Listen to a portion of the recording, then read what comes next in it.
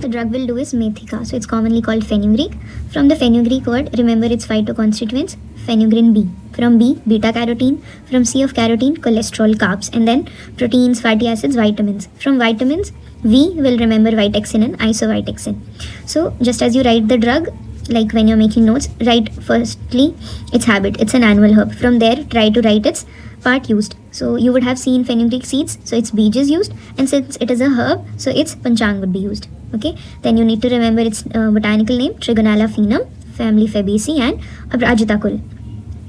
I could not include Haritakadi Varg in the story, but I tried to cook up stories and then remember the points.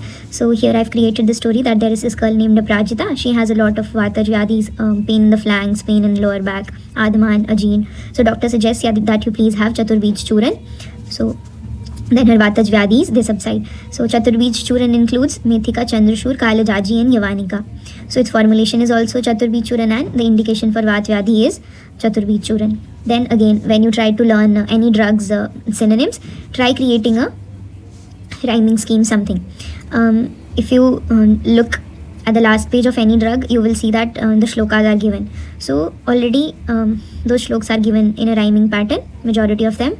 So if you can learn the 3-4 names of synonyms from there, it will be easy. And other than that, you choose the synonyms you want to learn, write them, and try creating a rhyming pattern. So here, like you can learn Deepini, Bodhini, Bahupatrika, Peethbija. So you would have seen Peethbija you can write by just recalling how fenugreek seeds look. Fenugreek has 2 varieties, Vanya and Gramya. Thank you.